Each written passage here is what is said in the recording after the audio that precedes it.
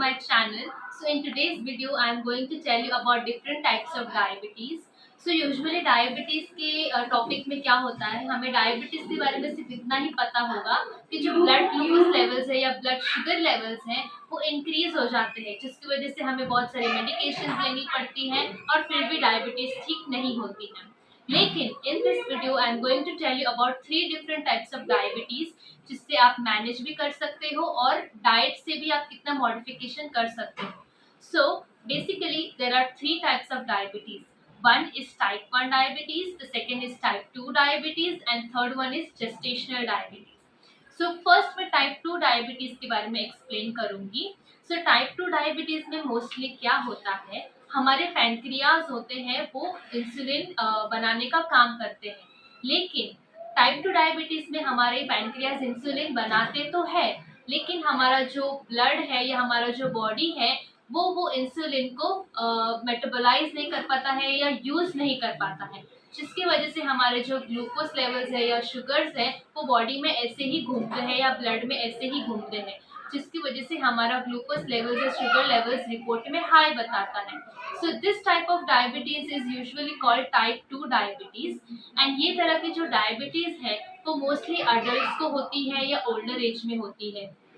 For example आप अगर 30 above है या 50 अबव है, आपको हार्ट डिजीज है या कोलेस्ट्रॉल है या आपका BMI हाई है, आपका वेट हाई है, तो ये सब रीजंस होते हैं या कॉजेज होते हैं जिसकी वजह से आपको ये डायबिटीज हो सकती है। Okay, next is type 1 diabetes. Type 1 diabetes में क्या होता है, जो हमारे पैनक्रियाज होते हैं वो इंसुलिन प्रोड्यूस ही नहीं कर पाते हैं या इंसुलिन बना ही नहीं सकते हैं, जिसकी वजह से हमारा ब्लड शुगर लेवल्स ऐसे ही हाई रहता है या कभी कभी लो हो जाता है। सो इंसुलिन का प्रॉब्लम हम यहाँ पे कैसे सॉल्व करते हैं, जो इंसुलिन रहते हैं उसके हम इंजेक्शंस देते हैं वो पेशेंट्स को जिसको टाइप 1 डायबिटीज होती है। सो आपने कई बार सुना होगा कि ये डायबिटिक है लेकिन ये इंजेक्शन ले रही है। इंजेक्शन लेना मतलब क्या होता है कि वो इंसुलिन के शॉट्स ले रही है। ओके, सो बेसिकली हम उसको इंसुलिन के शॉट्स क्यों देते हैं, बिकॉज हम जो भी खाना खा रहे हैं या जो भी कुछ कर रहे हैं, हमारे बॉडी में जो कुछ भी जा रहा है उसको मेटाबोलाइज करना या डिफरेंट ऑर्गन्स तक पहुंचाना हमारा ब्लड का और शुगर का काम होता है। हमारी जो बॉडी है, हमारा ब्रेन है, वो ग्लूकोज को रिकग्नाइज करता है as a source of energy, लेकिन हमारा ग्लूकोज पहुंच ही नहीं रहा है ब्रेन तक, तो कैसे सॉल्व होगा प्रॉब्लम। इसीलिए हम उसको इंसुलिन बाहर से देते हैं, तो वो इंसुलिन ग्लूकोज को मेटाबोलाइज करता है या लेके जाता है ब्रेन सेल्स तक, and this is how type 1 diabetes work. Okay, next is gestational diabetes. Gestational diabetes में क्या होता है, यूजुअली वो टाइप 2 डायबिटीज की तरह ही होती है, लेकिन वो प्रेगनेंसी के दौरान होती है या प्रेगनेंसी पीरियड में होती है। यूजुअली वो सेकेंड ट्राइमेस्टर के आसपास होती है, and in this also the blood glucose levels shoot up हो जाते हैं या हाई हो जाते हैं, और उसको भी हम न्यूट्रिशन से या मेडिकेशन से मैनेज कर सकते हैं। अभी मैं आपको न्यूट्रिशनली या आप डाइट से कैसे ये डायबिटीज मैनेज कर सकते हैं वो बताऊंगी। First of all, carbohydrates. आपको सिंपल कार्बोहाइड्रेट्स नहीं इंक्लूड करने हैं आपके डाइट में। फॉर एग्जांपल मैदा हो गया, ब्रेड हो गया, पिज्ज़ाज, रवा, ये सब इंक्लूड नहीं करना है जिसमें सिंपल कार्ब्स हो, because the reason simple carbs का ये है कि वो बहुत जल्दी ही आपका ब्लड ग्लूकोज लेवल्स बढ़ा सकते हैं। इंस्टेड आप जंप कर सकते हैं कॉम्प्लेक्स कार्बोहाइड्रेट्स पे, जिसमें बाजरा, जवार, नाचनी, होल व्हीट फ्लावर, ये सब आता है।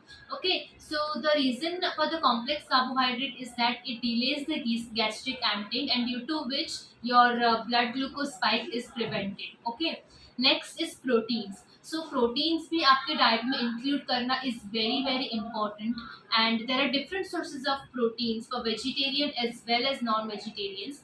So for non-vegetarian people, you can include chicken, fish, egg and milk products, and for vegetarians you can have a lot of dals and paneer, cheese, and many different products of milk which has lot of protein in them. Okay, so next one is fat.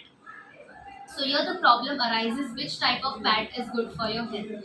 So mostly you have to include unsaturated fats in your diet, and saturated fat जिसमें जैसे जैसे कि डालडा हो गया या butter हो गया, ये सब आपको अवॉइड करना है, okay. And the controversy arises between the fruits. So आपको डायबिटीज में मेन क्या करना चाहिए, फ्रूट्स खाना चाहिए, कितना खाना चाहिए, क्या खाना चाहिए। So basically fruits are not bad for diabetes, it is good for diabetes. But ये नहीं कि गुड फॉर डायबिटीज है तो आप कितने भी अमाउंट्स में खा सकते हैं। The amount and the proportion in which you are eating your fruits also matters in diabetes, okay। So आपको वो भी प्रॉपर तरीके से मैनेज करना। Last one is vegetables. So vegetables भी आपको प्रॉपर क्वांटिटीज में लेने हैं, अच्छे क्वांटिटीज में लेने हैं, ताकि उसमें बहुत सारा फाइबर हो और आपका ब्लड ग्लूकोज आराम से मैनेज हो सकता है। So if you have any doubts and any questions, you can comment down in the comment section.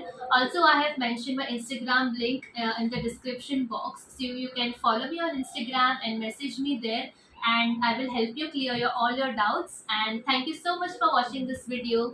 See you. Bye.